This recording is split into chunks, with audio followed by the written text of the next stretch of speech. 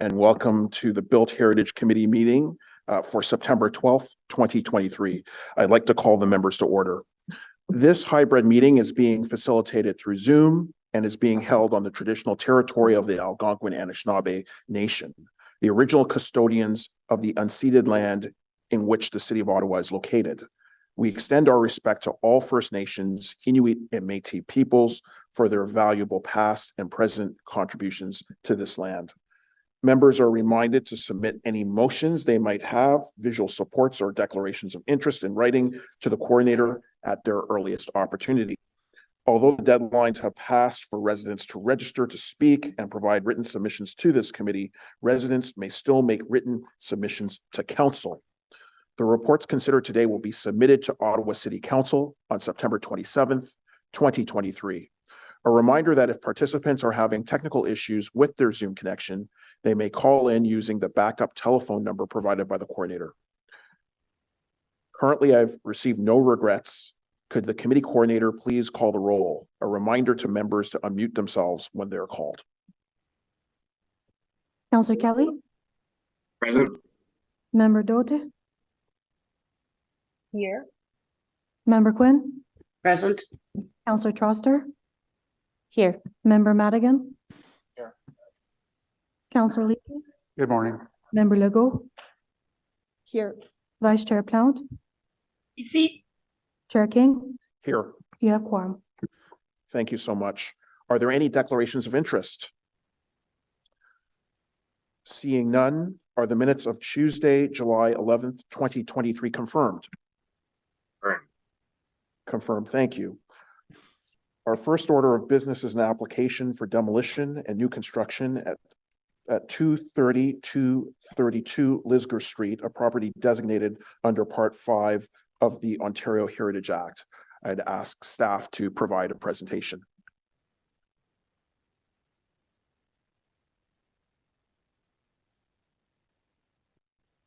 Good morning, Chair, Vice Chair, committee members. Before us is an application to demolish 230 and 233 Lisgar Street. And sorry, I'll just wait for the slides to pop up.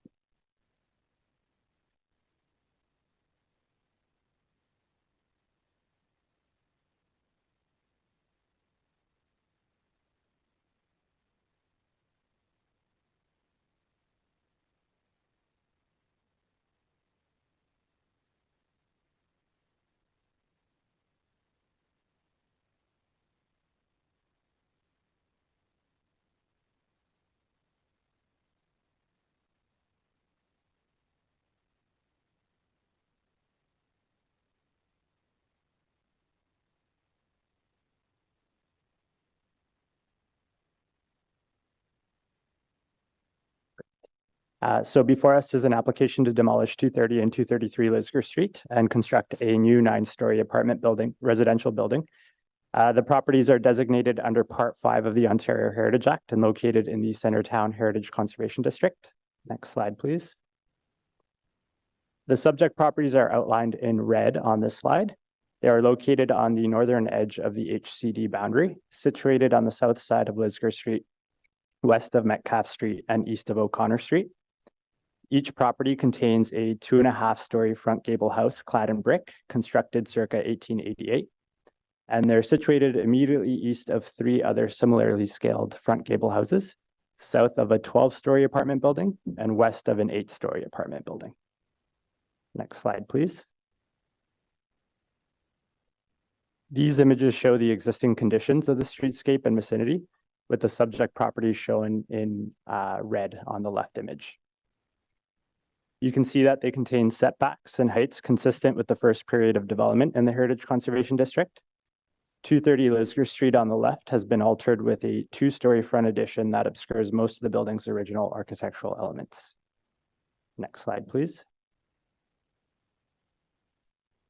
As part of this proposal, the applicant proposes to demolish the 2 existing dwelling units, which are both considered character supporting resources and contributing properties within the Heritage Conservation District. The HCD plan contemplates the demolition of certain character supporting resources, provided that their removal achieves broader city building goals and that the replacement building is consistent with the HCD plan's new construction guidelines.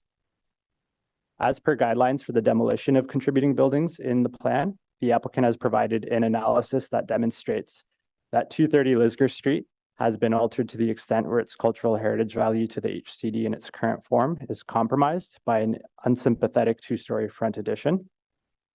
That the new building will carry forward some of the perceived attributes of both 230 and 232 Lisgar Street. And that the new building is consistent with the guidelines for new construction and contributes to the city's broader city building goal of intensification.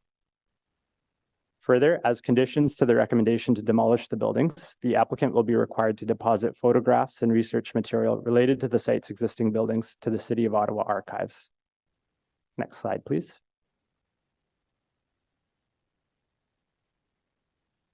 The proposed 49-unit building is 9 stories in height. The first image on the slide here on the left is the front elevation as seen from Lisgar Street. Here we see the massing, which consists of 3 distinct vertical bays and includes a 3-story podium and further step back at the 9th floor. The middle image is of the site plan, and here we see that the proposed building is set back 5.8 meters from the street, providing a transition between the existing building to the east, which protrudes closer to the street, and the existing building to the west, which is further recessed from the street. We also see the soft-scaped rear yard amenity space, the vehicular access to the underground parking garage via a car elevator, a landscaped front yard inclusive of new plantings, entranceway, and a seating area adjacent to the main entrance.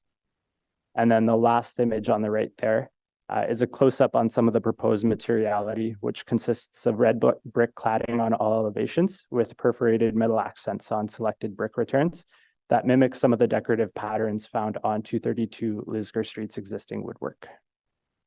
Next slide, please.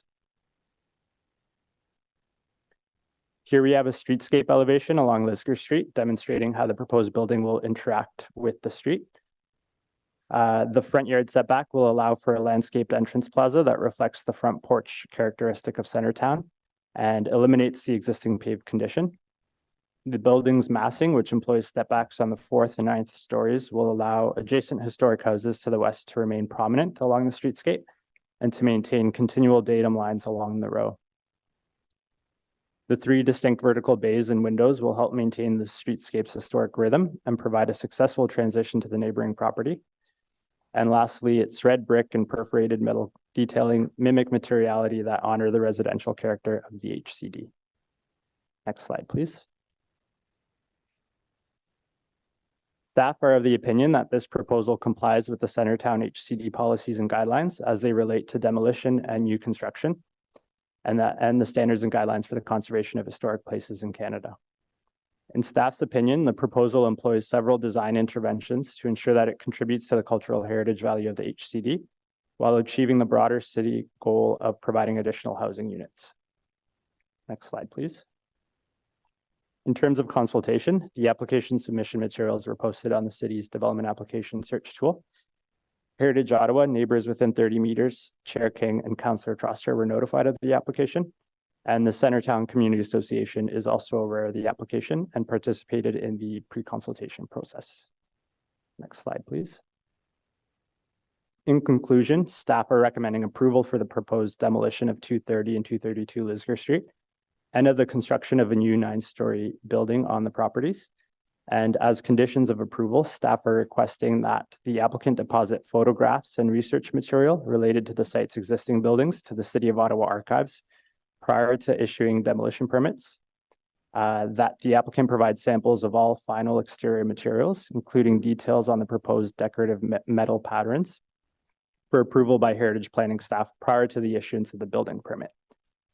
Staff are also requesting that authority be delegated for minor design changes that might arise and that the heritage permit be approved with a 3-year expiry date. Next slide, please. And that concludes this presentation. Thank you so much for that detailed presentation. We did receive correspondence on this item from Heritage Ottawa, from David Fleming in support. We have a number of registered speakers, including the application team. Would you like to provide a presentation?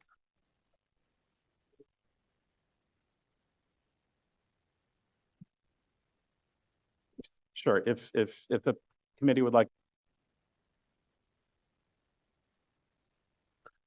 I don't see any specific interest for a presentation, so. So, you know, we can move forward here if there are any questions. Are there any specific questions for the applicant team? Hi there. Thanks for being here and thanks to Heritage staff. I mean, I think it's a beautiful building. I think it'll look wonderful on the streetscape. I just have a question. Could you remind me of how many bachelor, 1-bedroom, 2-bedrooms you're intending for this space? And how big the largest apartments are? You can estimate, that's okay.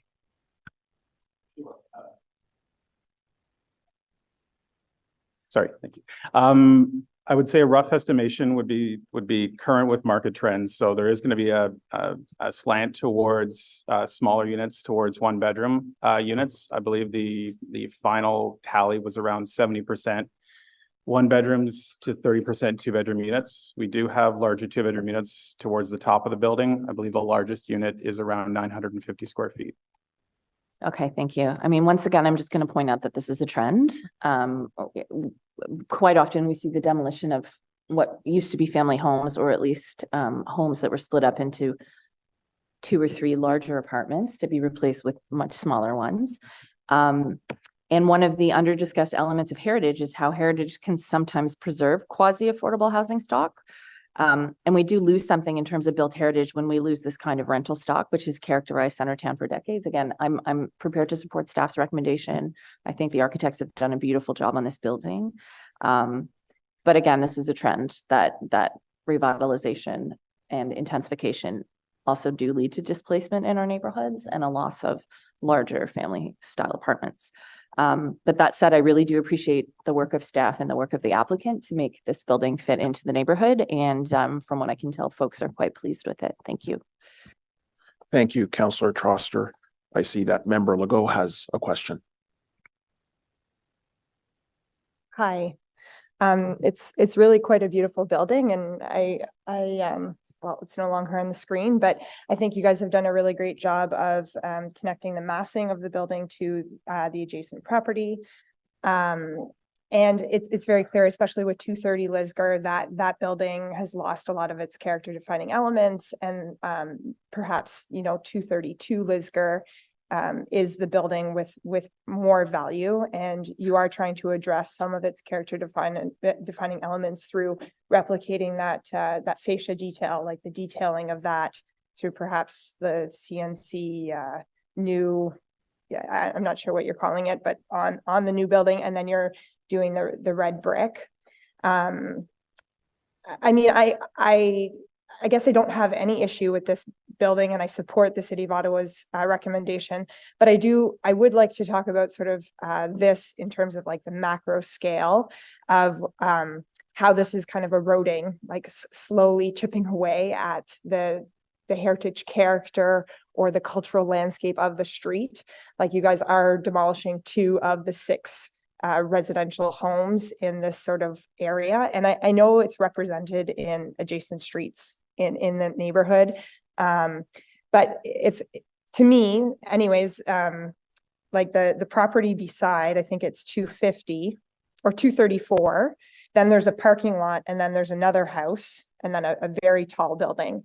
So it kind of scares me a little bit, you know, like, is that next parking lot with 234 going to become another 10-story building? What's going to happen across the street to that oak tree, which is just one building with a parking lot in beside? And I think we kind of need to look at this in terms of how it's affecting the big picture. And that's not for you guys to address, right? That's for us as citizens of the City of Ottawa to talk about. But I do think that this is kind of representative of this chipping away, you know, of the cultural fabric of this particular area. So I just wanted to note that. Thank you for those comments. Member Madigan. Yes, thank you. Again, it's a great intervention into the neighborhood and the city. I think it's going to contribute to the district, unfortunately at the cost of demolishing a couple of heritage buildings. I was going to raise some of the points that the member had raised about the sort of tearing away of the heritage fabric of the district. This is the edge. Some substantiation for permitting the demolition and replacement of the buildings is that it was at the edge of the heritage district. But if we keep losing sort of those buildings, how do we define the edge of the heritage district? Again, this is a wired question. I hope in the future that the rationale used just for this site does not go forward to say the neighboring buildings then become sacrificial for the same reasons. This is a greater picture. This goes beyond sort of the project. But to your project, in the trace report in supplemental information, there was a statement about recording, I'm paraphrasing a bit, recording and also commemoration of the buildings that are there. Now, there's mention of the recording aspect of it.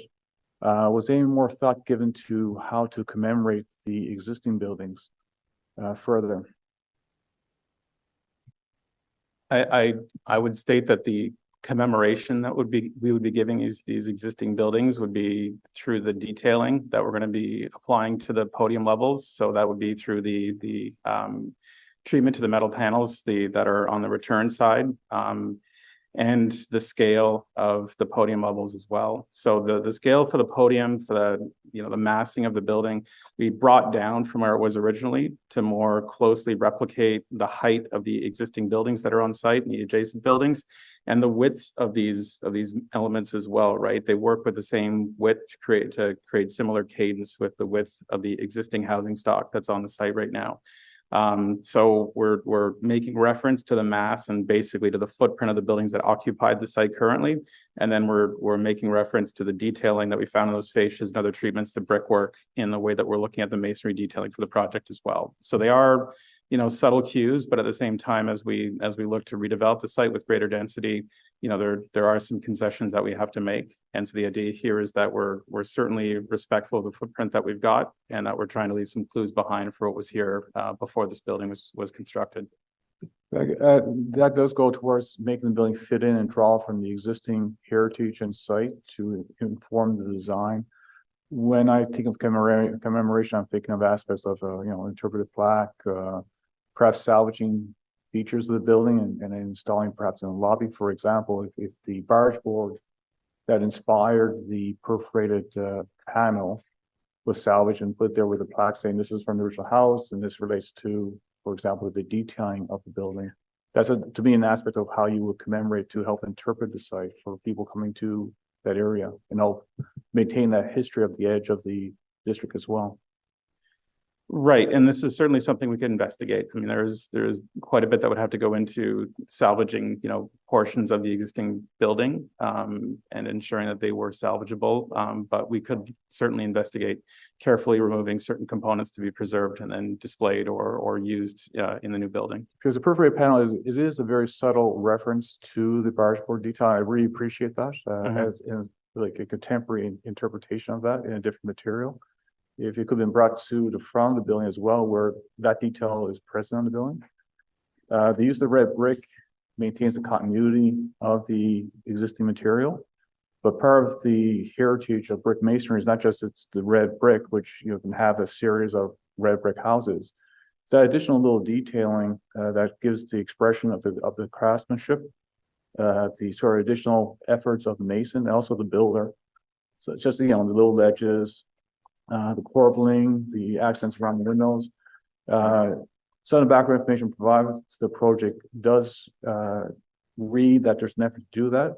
Perhaps a bit more effort or taken along to put some more details in to allow the mason to, express their craftsmanship a bit further.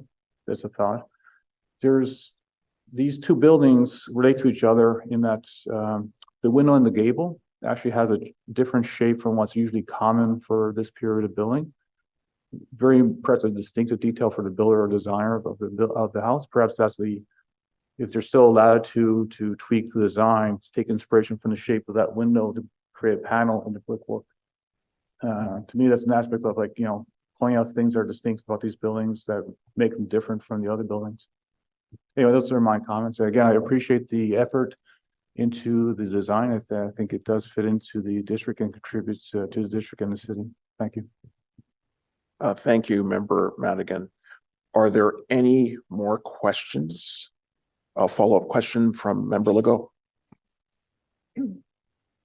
Sorry, just one other thing, I guess, in the same vein of what Member Madigan is saying in terms of retention and documenting these buildings before they are demolished. I think that it would be especially relevant if possible. I don't know what the interior condition is of these buildings, but at 230 Lisgar, if there is any evidence of what that original facade was behind that two-story brick addition, that should certainly be documented as well.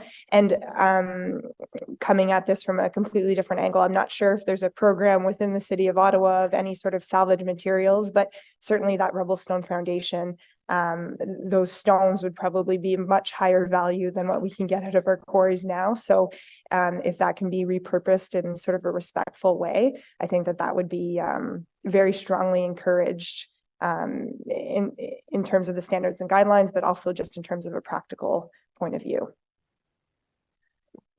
Thank you for those comments. Are there any other questions? Seeing none, thank you so much. We also have David Fleming registered for Heritage Ottawa. Just wanted to see, David, if you needed to make comment if the committee was willing to pass this application.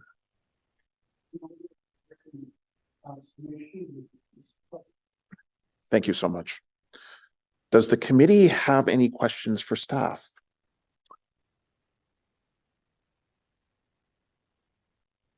Seeing none, do any of the members have any further comments on this item? Seeing none, is the report carried? Carried.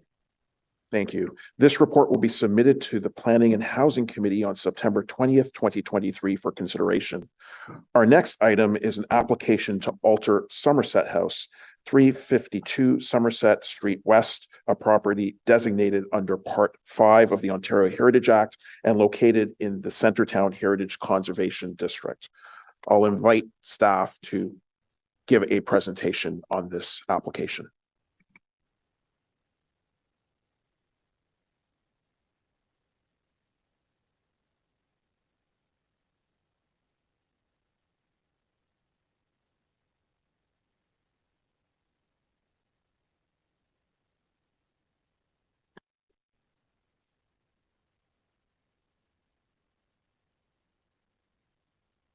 Okay, good morning, members of committee. We're here today to, oh, I see the English version is not up yet, but maybe that's okay. Sure, I'll just wait a minute.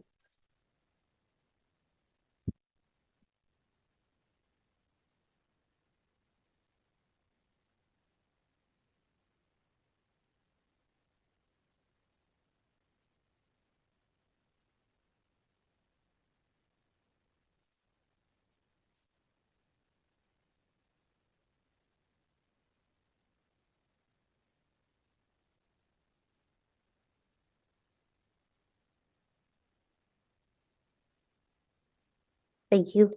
Good morning, members of committee. We're here today to, in front of you is an application to alter Somerset House at 352 Somerset Street West, a property I'm sure you're familiar with.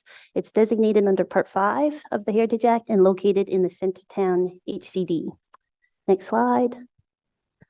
Some context, it's located prominently at the intersection, the southeast corner of Somerset and Bank Street in Centretown. Next slide. Some context and some history on the property. It was constructed in 1896 as a department store. In 2007, as part of a renovation project, the building partially collapsed and has remained vacant and deteriorated ever since. It is subject to multiple Building Code Act orders, notices of violation, and property standard orders. It is listed on the city's heritage watch list and is monitored regularly by city staff. Next slide. These are some photos of the property showing it in its current condition.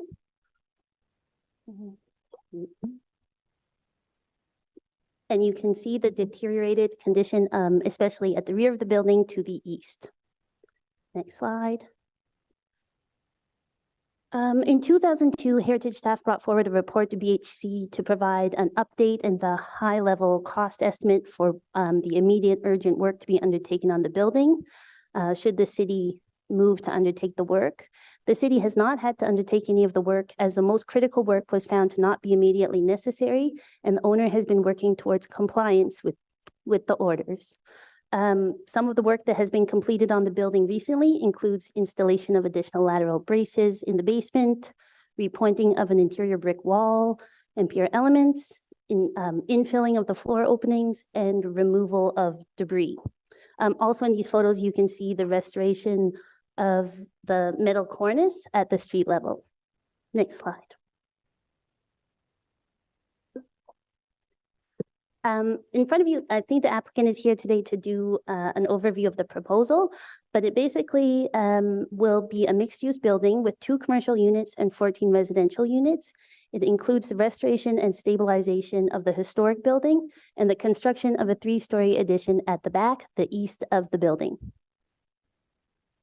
Next slide. So some of the rehabilitation elements that will happen: the restoration of the metal cornices and corner turret, replacement of the windows on the 2nd and 3rd story with aluminum windows, repair and repointing of brick, and replacing damaged brick where necessary. Next slide. This I'm just flagging, it's sort of an interesting component of the rehabilitation, and it's based on historic evidence. It's the reinstatement of the bay windows on the 2nd and 3rd story of the Bank Street facade, and the restoration of the original commercial storefront of the property, including the large windows, the signboards, and those components. Next slide, thanks. This is a rendering showing the addition. You can see it's a flat roof structure clad in brick and glazing. It's delineated from the historic building by a glass curtain wall. There's secondary cornices that wrap around the east and north facade. And you can see that 3-bay rhythm is sort of echoed on that, on the addition. Next slide. Staff have reviewed the proposal and have determined that it meets the Centertown and Minto Park HCD plan, as well as the applicable standards and guidelines for the conservation of historic places. Next slide. And then staff are recommending of approval of the application subject to quite a few conditions. So the first is the implementation of the conservation measures in the heritage impact assessment.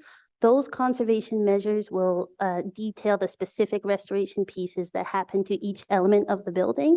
So we wanted to make sure there was a clear understanding of that. The applicant will submit reports monitoring the condition of the structure once the construction starts. We'll ask for material samples for any new material to be used, and then the submission of a construction schedule, which will help our colleagues in Building Code Services with their monitoring of the structure and to understand what work is happening when. Next slide. And then finally, just a couple additional points on some of the structural monitoring that is happening, because obviously that's a concern or interest that's top of mind for everybody. The applicant has submitted a design intent report with this application that details the rehabilitation approach to the building, as well as the approach to the seismic upgrades. That document's been reviewed by our colleagues in Building Code Services. It will be subject to a complete engineering review as part of the building permit application. And it will, once construction starts, it will be subject to increased inspections on the site throughout the process, at the discretion of the chief building official. Next slide. And that is it. Thank you. Thank you so much for your presentation. We do have the applicant team registered to speak. Did you indicate that they were going to provide a presentation?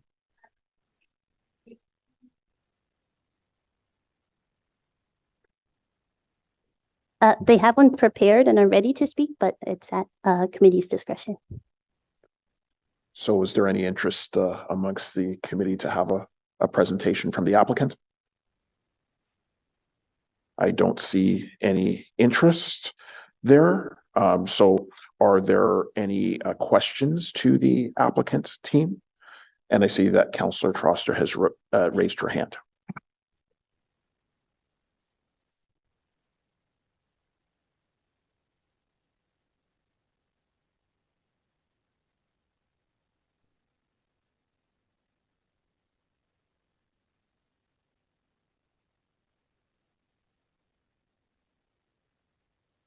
Hi, thanks for being here. It's nice to see you again. I'm just wondering if the applicant team can speak to the implementation of the recommendations in the Robertson Martin Conservation Report from 2022. Or maybe staff could help. Go ahead, Sharon. Thank you, Councillor. So the Robertson Martin report was a document that the city commissioned to support the June 2022 report that came to this committee.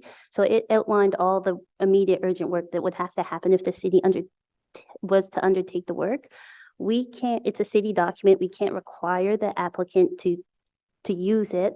But what we did do, and you'll see in the Heritage Impact Assessment, is that it's a reference document for the Heritage Impact Assessment. So the Heritage Impact Assessment referenced that document and then sort of implemented a lot of the pieces of it into the conservation elevations and conservation approach. And that's what we've tied them to through the recommendation, the first condition. Great. Well, we all know there's an understandable level of skepticism in the community. It's been 17 years that this building has been sitting derelict, and it's been a real eyesore, and it's the building I hear the most about in the neighborhood. I guess my first question is, what guarantees do we have that this will actually happen? My understanding is that this is the third iteration that has come to Heritage Committee in 17 years. Either the applicant or Heritage staff are welcome to answer. I think I can answer that, Councillor. I've been involved in the project since 2016, so we've been involved for 2 iterations. One of the iterations that we did in 2017, one of the issues that came up was there was a big question about seismic capability of the Heritage Building, and there was a big conflict between the engineering staff and city engineering staff that helped to derail that previous submission. It's my belief that my client has a definite intention to proceed with the project. We've submitted for building permit. And we're hopeful to start construction, I've been told this year, as long as the permit's received, I was told like by mid-October. If not, it would wait till the new year. There are some, I don't want to say concerns in the lack of sophistication of the client in terms of dealing with building construction issues. But we're hopeful that those things will be kind of addressed as we go through the process with the city, and Heritage staff have been very helpful in understanding that it's a building being done by a private, not even developer, a private individual. They don't have the necessary technical resources of, let's say, a building that would be done with taxpayer funded resources. But there's a definite intent to replicate what the images are on the screen and to produce the building that the city would be very happy to have completed. Thank you very much. I mean, I keep saying perfect is the enemy of good. And I think the community is just desperate to see something developed on this site. I think it's a very handsome design. Could it be more ambitious? Absolutely. But I think the community just wants to see it move forward. And I just wanted to take the chance to thank and give credit to Heritage, Planning, Bylaw, OPS. They've been working on this file for 17 years. Long before me, and also previous councillors McKenney and Holmes have been involved. So I hope that this is the beginning of the end, or the beginning of the beginning for Somerset House. So thank you so much for being here, and I'm choosing to remain cautiously optimistic. Thank you. Thank you, Councillor Troster. Member Madigan. Yes, thank you. Really appreciate this project going ahead. Hopefully, it's I've been around here for this long, and I recall the building falling down, unfortunately, and the efforts to try and preserve it, rebuild it. So, project has great potential. Hopefully, it will happen. One question, I'm not sure who to direct this question to. The building part that fell down had a mural on it, and I don't know if that was ever discussed to bring that back or the equivalent, or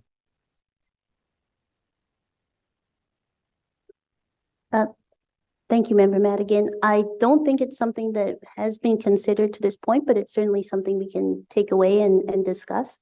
So thanks for flagging it. Again, I don't know the history of murals, just that usually in cities, murals put on buildings usually go through a whole process, and there's some significance to it, also just the artistic mirrors. So if we're recreating that aspect of the building, is the mural something that should be considered to be put back up there by the same artist or a similar sort of thing? Thank you. Thank you, Member Madigan. Member Dote. Thank you, Chair. I would a question for, I think, the staff probably. First question is, do you know when the bay windows were changed to the other windows that are there at the moment?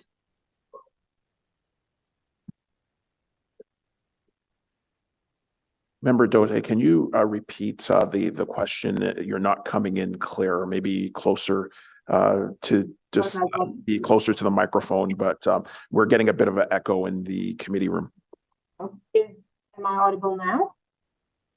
Is it better? Yes, it's better now. Okay. First question that I had was, do we know when the bay windows were changed to what the windows are now? I'm going to type in. Can I type in the question? Thank you, Member. I think I heard the question is, when were the bay windows on the Bank Street facade changed originally? I don't think we have the date of when they were changed, but the rehabilitation would be working off of historic evidence that was some of the earlier photos of the building that I think are from, I want to say the 1920s, but I'm not sure if I remember that date correctly. But so the bay windows were part of the original construction. Thank you.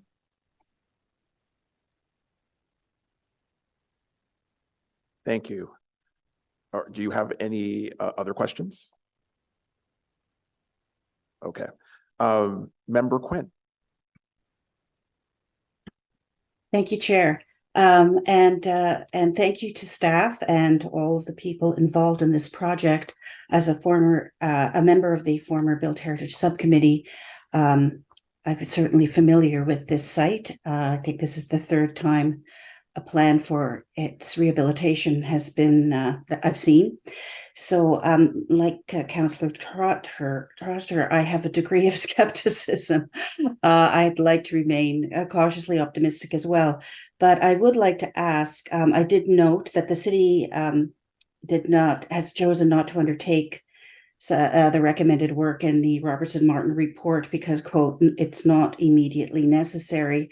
And I'm just wondering, as this process evolves, is there, with potential delays and potential problems that result in, again, nothing advancing with this site, is there a plan to continue thoroughly monitoring the site so that should the time come where the city does feel it is necessary to make some of those important recommended stabilizing, some of that stabilizing work that it is prepared to step in to undertake that to undertake the work. So is there a plan around that? Thank you, Member Quinn, for the question. Yes, the answer is yes. The building will continue to be monitored by Building Code Services. They receive monthly reports from Art Engineering, who's the engineer of record on the site right now, and they report back to our colleagues in Building Code Services, and that will certainly continue to happen. If construction is delayed over the winter, measures will be taken to ensure that it remains safe over the winter. And the work that was found to not be immediately necessary had to do with the foundation. There was not as much underpinning required as originally thought. And then it was sort of that in conjunction with the owner undertaking work as well. So it was sort of the two-part, like the installation of lateral braces in the basement and the repointing of the stone wall in the basement. So it was the combination of the two that led to the city not undertaking the work and seeing some momentum and progress on the file. But yes, it will continue to be monitored. Okay, thank you for providing that detail. I appreciate it. Thanks. That's all I had. Thank you, Member Quinn. Member Legault. Yes, I'm not sure who is best to answer this, but I just kind of had some clarifications about how you guys see this project, I guess, in terms of the standards and guidelines in your mind. So while a few things before I get to that, one, I think it's excellent you guys are putting that turret back in. I think that's wonderful. It's going to be a beacon. People are going to see it. And that was the first thing I noted. And I think that's great. That's a great restoration project. So in terms of the building as a whole, though, you have a few different standards listed. You have some standards from preservation, you have some standards from rehabilitation, and then also restoration. So as I see it, the actual main existing part of the building is going to be a restoration project, with the exception of that back wall, which is going to have to be rebuilt. But those existing exterior walls, those are going to remain as the existing wall assembly, right? Okay, great. And then that back rear addition is going to be the rehabilitation aspect.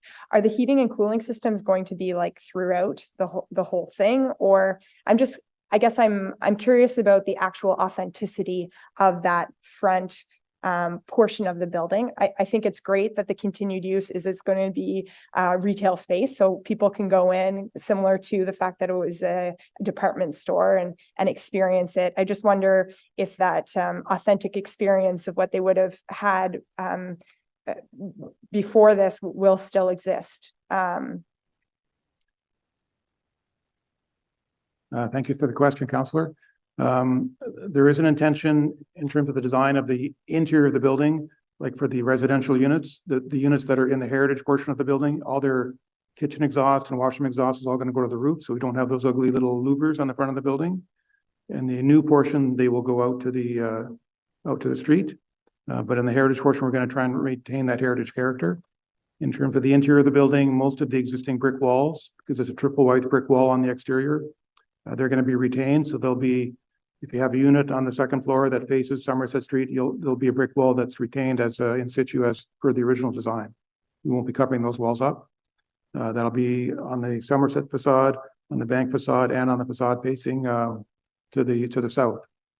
That's wonderful. So in that case, I would encourage the city staff to add minimal intervention standard 3 as one of like the primary standards that's being applied to this, just so that we can all understand that this isn't like a Disney building, right? Like, we're not faking that this is a replication of the past and we don't have insulation in those walls. It's just it's a triple width brick. It's done right, and we're really conserving that value. And then the rehabilitation part is that rear addition.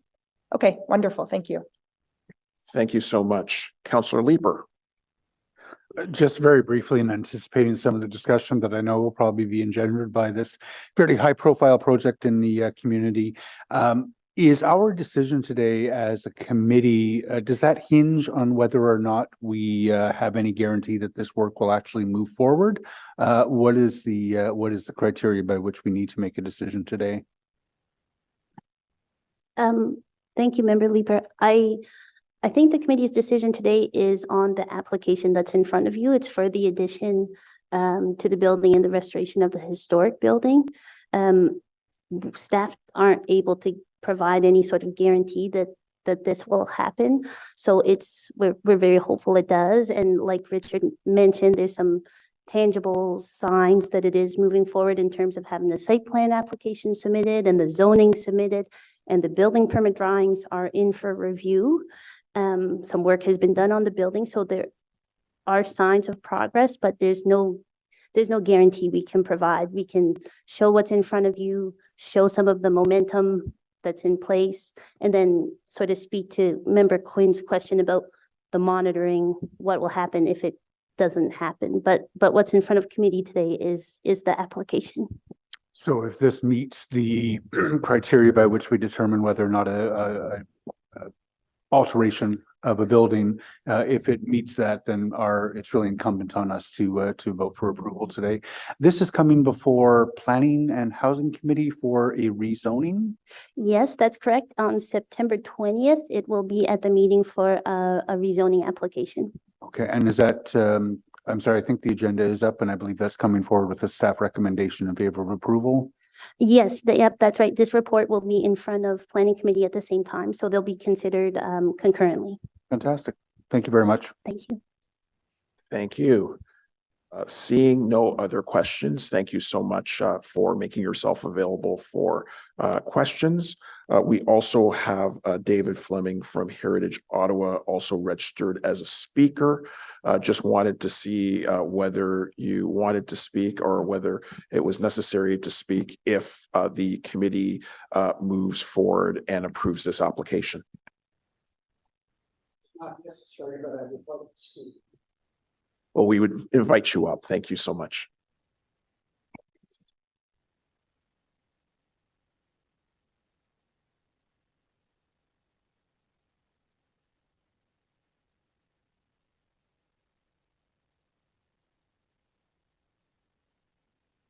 Thank you, Mr. Fleming, and you have 5 minutes.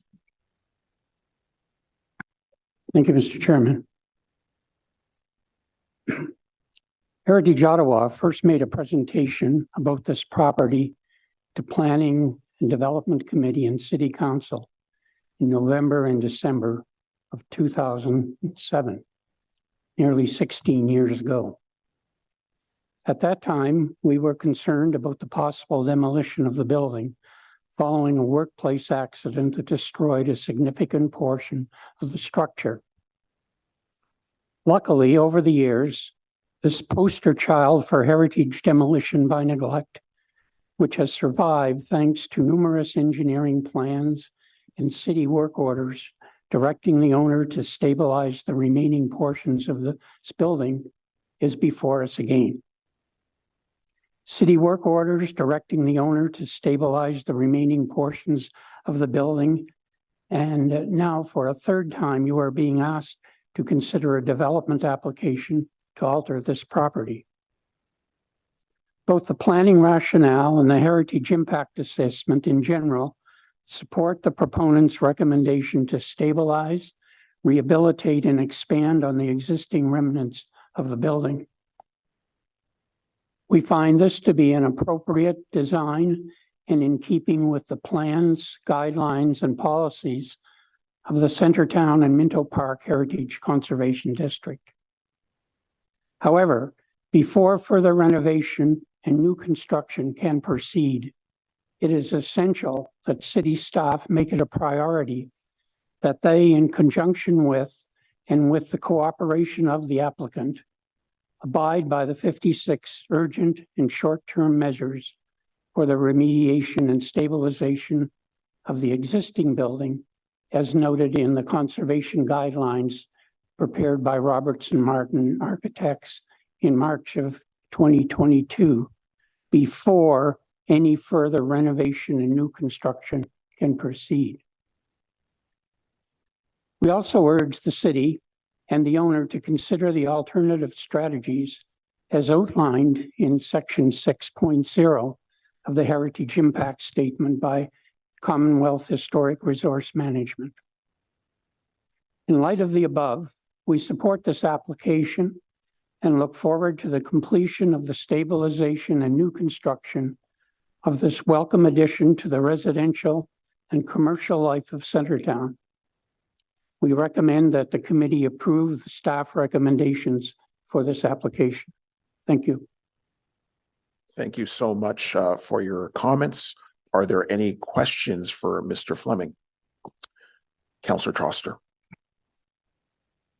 I just want to thank you and Heritage Ottawa and the Community Association and every other group that has been working on this file since 2007.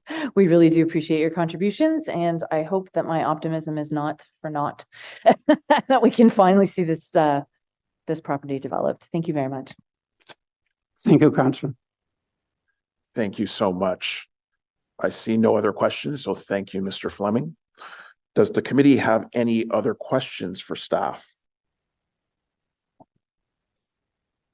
Seeing none, do any of the members have any other additional comments on this item?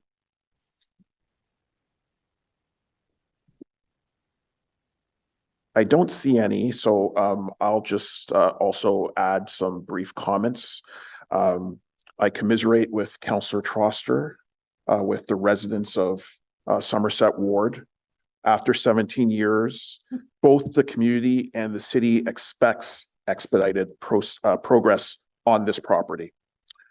The city has been anxious to save Somerset House, and I was involved in some of those conversations in the last term of council. And I know that we've had multiple departments, agencies, community associations involved in this site. And I think that today is a positive step, but we're only cautiously optimistic because there's been plenty of talk, but what residents now expect is action. I'd really like to thank staff for the fact that they have ensured that conditions have been placed on this application. We heard that those conditions include the implementation of the conservation measures identified in the Heritage Impact Assessment, the applicant submitting reports monitoring the condition of the historic structure from a professional engineer with heritage experience to the satisfaction of heritage planning and building code services, the applicant providing material samples for any material to be used on the historic building, and exterior materials for the addition to heritage staff satisfaction, and the submission of a construction schedule to the satisfaction of staff in heritage planning and building code services. At this point, it's important that the applicant move forward. We've seen multiple people from the community. We've seen city staff moving forward with actions to save Somerset House. It's now incumbent upon the applicant himself to work towards saving Somerset House. And the city is committed to preserving the heritage architecture and working with the applicant. So we really do encourage the applicant to work with the city and to work with the community. Is the report carried? Carried. Thank you so much. This report will be submitted to the Planning and Housing Committee on September 20th, 2023 for consideration. The next item before us is designation of Highland Park Lawn Bowling Club at 439 Golden Avenue under Part 4 of the Ontario Heritage Act. Can staff please provide a presentation?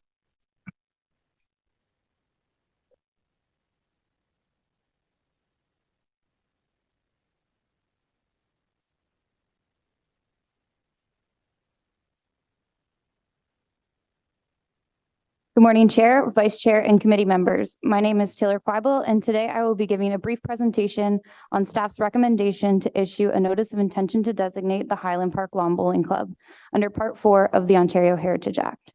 Next slide. The property is located in the Highland Park neighborhood in Ward 15. The property has a large lawn bowling green and a 1.5-story clubhouse, with outbuildings fronting Byron, Golden, and Ravenhill Avenues.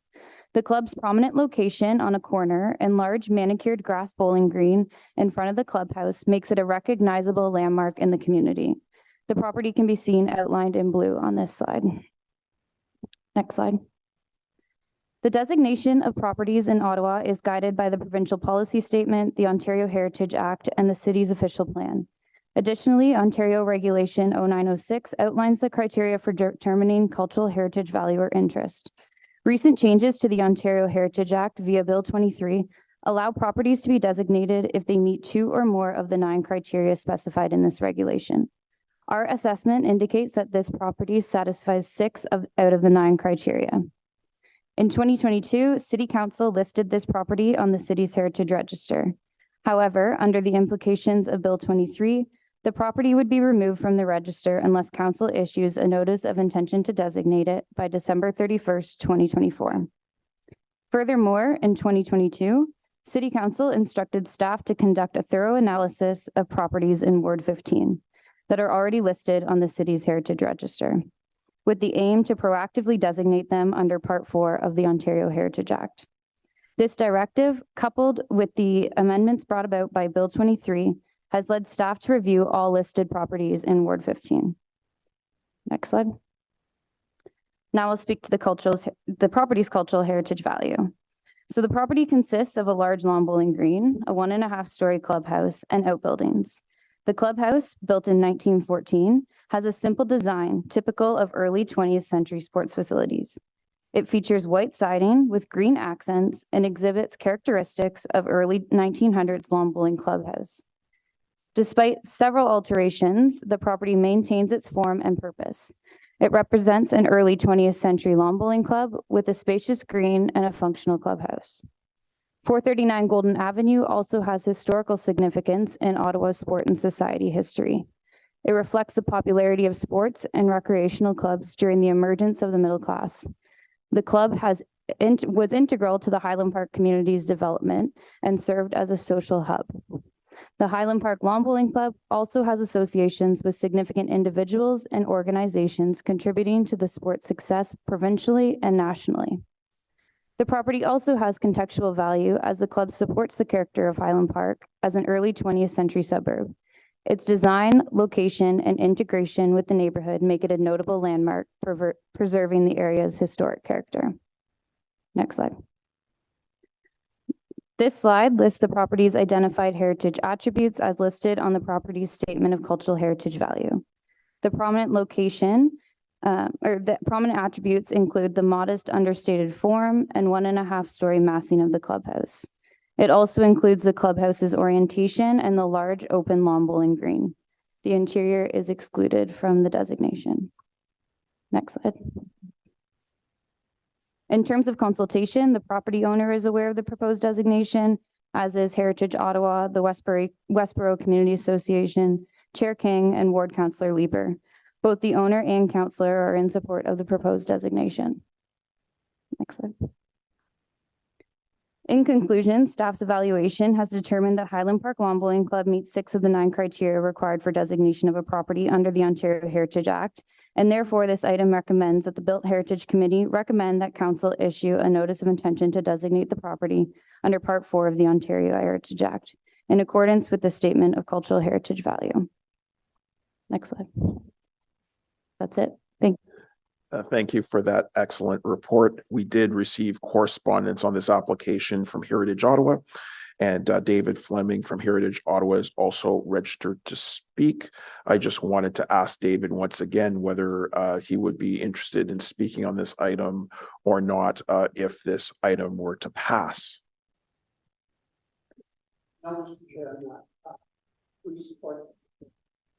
Thank you so much. Does the committee have any questions for staff? Not in the vein of questions, but I just want to thank staff very much for getting this done. It has been on the to-do list since my first term of council, and I know that you are bombarded with work in the wake of Bill 23, and I appreciate your making the time for this. I also appreciate the work of Stephanie in my office, who has been shepherding this along, as well as the members of the community who I understand have been very helpful in providing some valuable research on the background for this building. I very much obviously support the designation. I had a great conversation yesterday with actually former councillor David Chernyshenko about understanding the history of Ottawa through sport. Who gets to play? Where do they play? What do they play? A lot of really profound insights about the history of our city can be gleaned from the games that we played. And I'm curious to hear more from him in the coming months about that. But I think it's important that we preserve some of these physical touchstones. Residents know that the Granite Curling Club has now disappeared from Kitchissippi Ward. And that has practical implications for our 15-minute neighborhood community, but it also has historical connotations. It was after a game of shinny between some of Ottawa's most influential people a few years ago at the Granite Club that the decision was made, let's pursue the Ottawa Senators. Right? There's a lot of sports history in Kitchissippi, and we're losing it. we're losing that physical manifestation of it. And I think the preservation of the Highland Park Lawn Bowling Club is critical to stemming the loss of at least some of that history. So thank you for your work. Thank you so much, Councillor Leeper, for those comments. Member Madigan. Thank you. I really appreciate the presentation and support the application. You used the term landmark. Did you have much pushback in describing this site as a landmark by other people considering it? Pushback from who, sorry? Well, use the term landmark when, for most people, whether you're architecture or landmark usually connotates something more prestigious, very, very much in your face, not necessarily in your face, but prominent and so on and so forth. I recall from a project I worked on, we were replacing sort of a more common building, which in some respects could be considered landmark in its own way, that other proponents were considering something more dramatic. And I was wondering if you had sort of pushback on calling this a landmark. I think it actually it's a good explanation of that. A landmark, it's more than just a big, large, prestigious building. There's more to being a landmark, and I think this site sort of gives an example of that, which is important to understand that. And I just know from my own experience when people talk about landmarks, there's certain expectation, and you don't have to have that big prominent building or site to be a landmark. And this, I think, fulfills that for the community. Yeah, I think you nailed it there. It's more about a community landmark. This was actually the entrance of Highland Park when it was Highland Park. And it's kind of a way to like situate yourself at the entrance of the community. And today, as it fronts all three avenues, it remains a landmark in the community. I'll be definitely using this as an example in the future when I have future debates about what a landmark site or building should be. So thank you very much. Thank you for that question and those comments.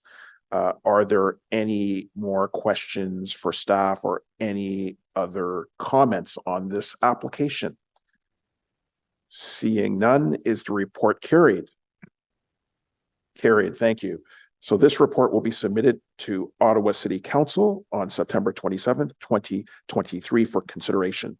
The next item before us is a status update on Built Heritage Committee inquiries and motions for the period ended August 25th, 2023. This is a pro forma document before us. There is no presentation. Does the committee have any questions for staff on this item? And I see no questions or comments. So is the report carried? Carried, thank you. There are no in-camera items. There has been an information previously distributed concerning designation refusals for fall 2023, and there are no presentations on that item. Are there any notices of motions? Seeing none, we did not receive any prior. Are there any inquiries? Seeing none. Under other business, there is a planning circulation for an official plan and zoning bylaw amendment concerning 945 and 1015 Bank Street. Is there any other business? Seeing none. On adjournment, is the motion carried? Carried. Thank you. We're adjourned. Thank you, everyone. The next meeting is scheduled for Monday, October 23rd, 2023. Happy Thanksgiving.